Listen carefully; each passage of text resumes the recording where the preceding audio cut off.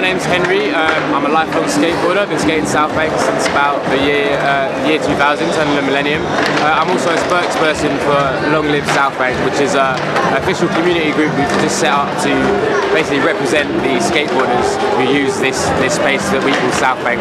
We're basically just on the south of the river in Waterloo. Skateboarders have been at South Bank for about 40 years. The first skateboarders came and it was all like slalom, and then it moved on to more freestyle stuff, and it's gradually developed as skateboarding has, like to the modern street skateboarding that you see here today.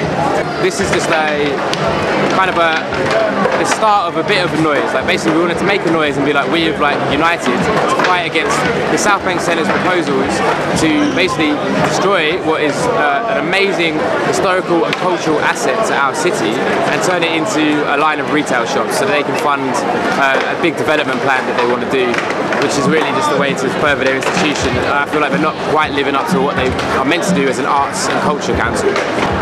We're funded by no one, essentially. We're just a community group that we set up. This whole event was just set up by skateboarders dipping into their pockets and seeing what we could get together. We had a few donations from people that have been helpful along the way, but you can tell it's a bit of a kind of, mishmash jumble sale vibe, but we kind of like that because it's we're a community.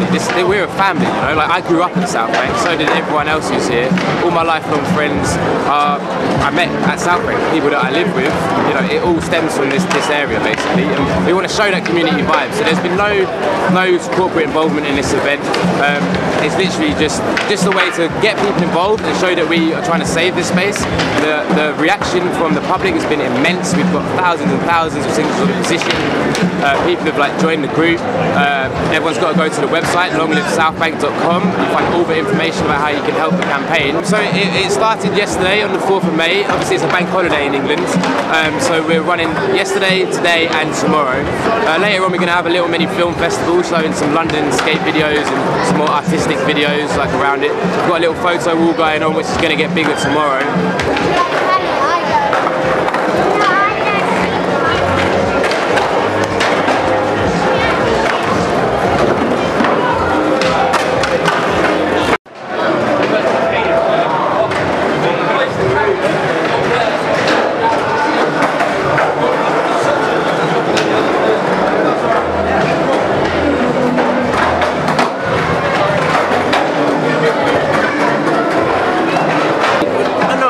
I appreciate its artistic value. The South Bank Centre decided about 6 years ago that they wanted to make graffiti legal here, which really didn't sit well with the skateboarding. Basically, skateboarding is its own internal culture, but they're very quick to pigeonhole us into this kind of urban bracket, BMXing, skateboarding, and graffiti, and really that's not the case. We all keep to ourselves. I mean, we share the space with BMXers and we have a good communication relationship with them, but we kind of use it differently, and it's basically 95% skateboarders that are here.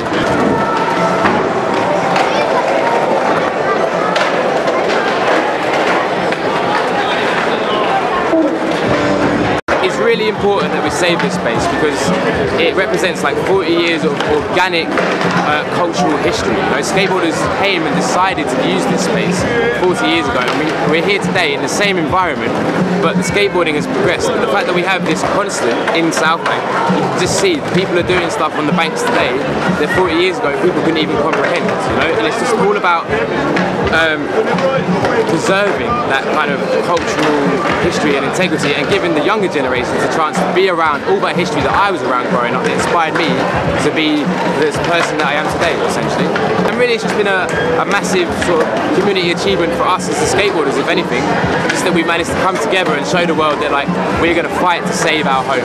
This is the spiritual home of skateboarding in England.